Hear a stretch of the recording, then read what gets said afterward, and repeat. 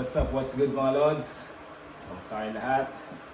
I'm hoping and praying, of course, as always, na sana nasa mabuti kayong kalagayan, sitwasyon at kalusugan mga Lods, no? Kung ako tatanungin nyo, as always, I'm good. Nothing to complain about. And yeah, welcome back to our YouTube channel. So for today's video mga Lods, tutulungan natin mag-impake sila Omi and Odi for their luggages. Kasi, as you all know, today is their last day here, basically sa US or dito sa bahay. And then, tomorrow is their flight going to Canada naman.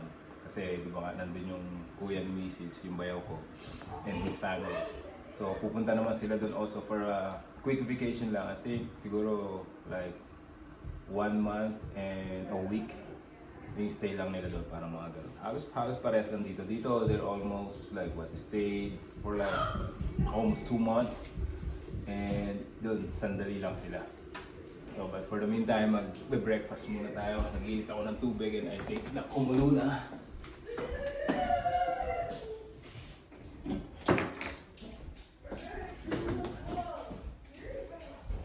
Ayan na sila, nagbababaan na sila. Ano de? Nabawasan nyo na? Binawasan ito. Medyo mabigat yung nasa luggage. Ha? Lilipat namin sa box. Yung iba. Alright. Ayan sila, nagbababa na sila. Nagbababa na. Ayan yung box. Papupunuin namin yan mamaya. Pupunuin namin yan. Alright, so yeah, as I said, for the meantime, breakfast muna tayo. Mga Lods. Kaya tayo balik ang paus. Nga, sa SDA, sa ibang lugar dito. Bawal eh. Ano ba yung mga kinatabaw? Dad, spot to football. Hindi yung gray. Dad. Namagano. Dito na, kaya na kayo. Sorry, ba't nito akin dapat dalawang dapat. Ito, kiss. Kaya ka ng apple pie. Ayaw nyo talaga kumain sa dining, ah. Dami ka ba doon? Mas komportable kayo dito. Malapit. Malapit sa ano? Doso. Sa kalan. Ako din meron ako dito. Isa pang plato. Isa pang plato. I'm about to swing at someone. Brunch na pala to. Anong oras na ba? Where is 11 pasado na. 11:35 na pala, mga Lods. Sarap ng tulog namin. Sana makatulog na mahaba. So let's eat! Brunch! Lamig ka naman. Alam na naman, anong oras na, anong temperature? 7? Ulam namin is sinigang na hipon. Niluto ni Chef Omi. Bukas, uwi na sila. Kaya alis na sila dito. Excited na sila mag-Canada.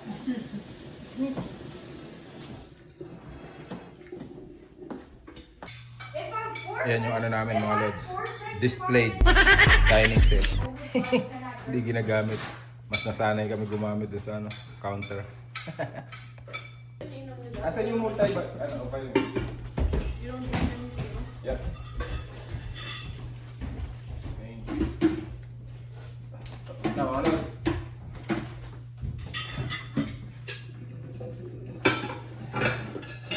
Impake na. Yung pati na dapat. Pagkatas kumain, pagkatas maghugas. Ate, lagyan mo sa Oh, mag-alas 12 na agad. Bilis ng oras. Okay lang yan. Maya-maya. Tapos din natin agad yan. Pwede na ulit humiga-higami. Ano sabi mo? Higa-higa na ulit. Labas muna kami. Pasama ako kay ate, mga Lods. Kinulang yung ano natin. Packaging tape. Bibili kaming tape. Sa $3. Si ate na magdadrive. Let's go! Let's go! Tayo sa $3. Bibili lang tayo ng tape, mga Lods. Issue na rin siguro.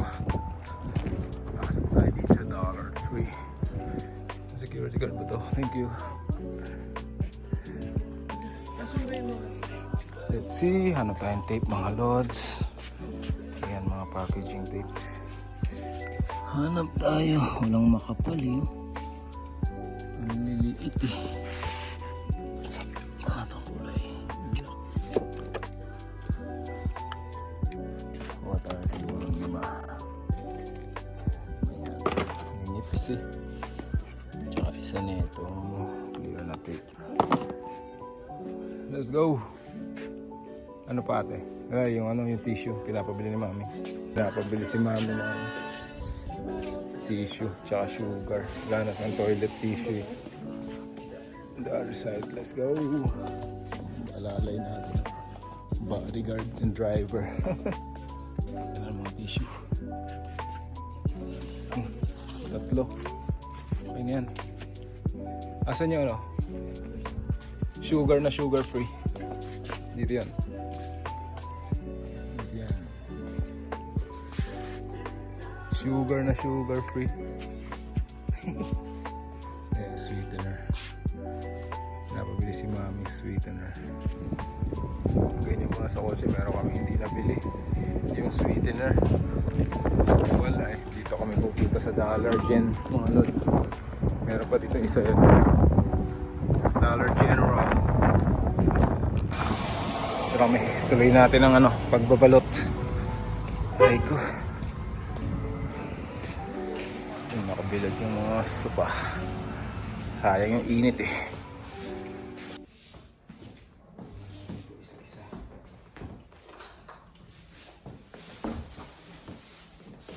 Nagbawas ako sa dali mo, isang malita niya eh. Ano? Yung ibang pantalon ko. Wala saan yung isa niya dito? Wala naman lang. 4 lang to. Wala naman yan. Siguro apat lang dito.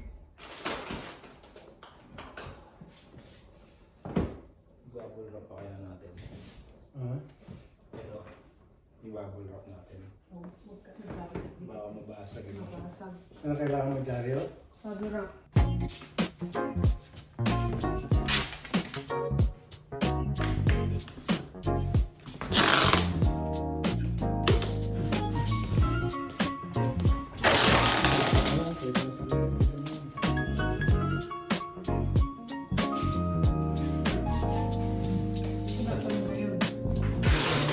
Kung ano mo sulat box, maganda sa kalat mo eh. Oh, na. Parang may tulong pa naman ito.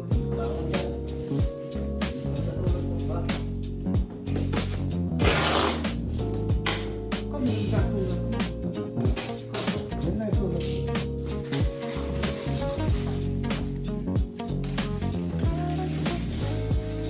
Alright. One down. Ayan. Kahit makakilala mo. Ha? Makakilala sa marami mga Ano ba yung susulat? pangalan mo at saka yung Address. yan naman. Sige, susulat natin dito. Ibabagat ko ba yan? Ayan.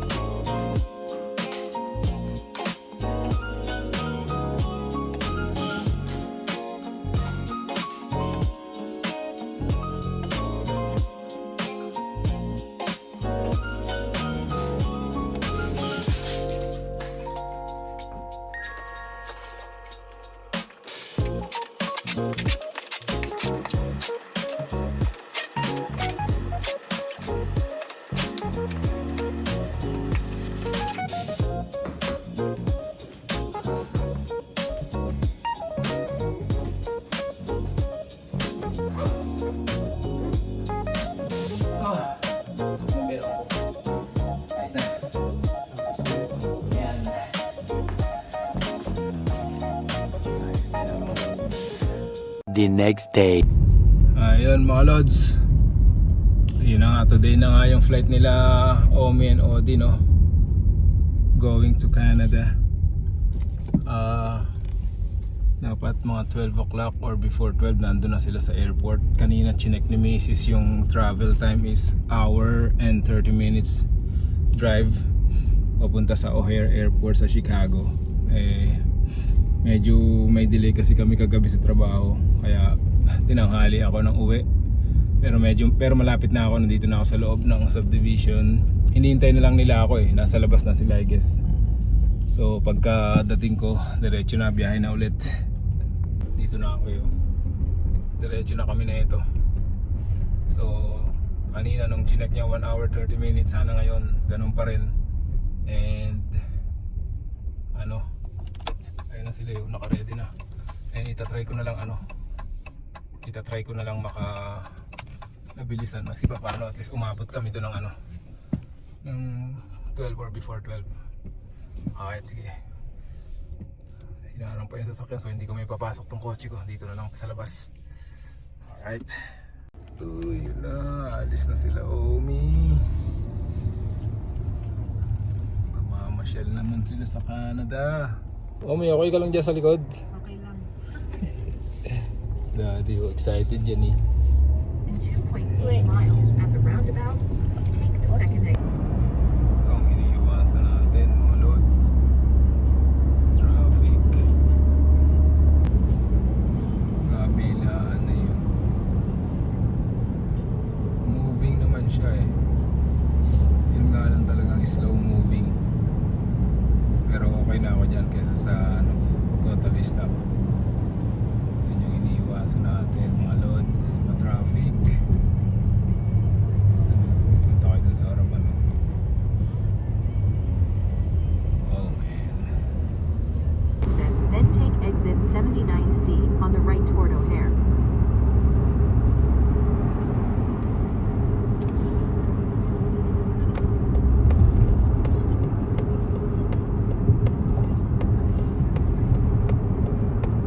Dito na kami sa airport mga lods.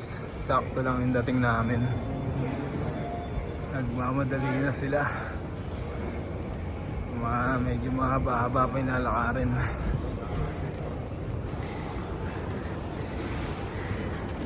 Wala nang bisan mga galing duty. Diretso dito galing trabaho. Hinintay lang nila pagdating ko. Alis na agad Yan sila. Mamadali na. Yung mga nagmamadali hanggang nandun layo pa. Bilisan nyo! Nasakay pa kami elevator. Takbo! Ha? Walang wheelchair Doon ka na daw mag wheelchair sa Canada. Nasa mo na. We're going at that. Ang ticket natin. Sino nandito na? Na sila. Punta na sila dun sa Canada, sasakyan nila Doon na sila, nag-check-in na sila. Pero naka-online check-in na naman sila Ayan na, magsisettle na lang sila dyan. Check-in na lahat ng gamit. Thank you Lord. Favored again. Yung isang box hindi na tinimbang. Kumbaga para tatlong bagahe lang yung tinimbang. Although hindi naman ganun kabibigat and sakto lang naman din. Yung isa lang medyo mabigat, yung kay daddy, yung kulay blue na luggage. Yun ang medyo sobra, excess. Pero yung isang tawag nito, yung isang box, yun ang medyo sobra. Nang konti lang naman. Pero yun hindi na tinimbang yun. Pinaano na lang sa amin, pinadiretso na dun. So another favor from the Lord. Thank you Lord. And sana yung biyahe nila maging smooth lang din. Okay naman yung weather and all. So yeah, maya nandun na sila sa Canada. Susunduin sila ng bayaw ko doon. Ito yung time flight details nila 2:05 2:05 to Toronto. Yan. Toronto, Canada. Alright. So ayos na sila. Sa dyan lang daw kayo upo, di ba dapat? Kasi dyan pupunta yung ano, wheelchair. Paano kami ng wheelchair kasi mahaba yata yung lalakarin eh. But for the meantime, parang gusto ko muna yun yung CR. Yun, iihi muna ako dun. Alright. Back to basic. Apat na naman lang tayo dun. Kakalog-kalog na naman tayo. Pauwi na kami mga lods. At nakapasok na naman sila Omi. Buti na, mabilis lang din eh. Pasok na sila agad. Tapos inassist naman si Omi. Nag-request kami ng wheelchair. Inassist na si Omi and then yun. Hindi na sila pumila. Diretso na sila sa eye scan and then TSA na. I-check na yung ano nila. I-scan na yung hand carry on nila. Terminal 2. And then yun, diretso na sa ano nila yun, sa boarding gate nila yun. Terminal 2. Hindi na maliligaw yung si Omi kasi meron naman nagtutulak ng wheelchair niya. Alrighty. Just So, going kami, to the airport like biyahe this. na ulit kami. Si Mami galing din duty, naka-uniform pa kami. Oh. Galing din duty yan. Ski siya, may pasok pa sa school. So, babalik na kami Indiana. Alright, see you there. Ginutom, mga lods. Hindi, anong oras na rin kasi dito na kami magla-lunch. At para tulog na lang ulit mamaya konti pagka dating sa bahay. May pasok pa kami. Tara, kain muna tayo ng chicken. Nag-lunch na tayo dito mga lods.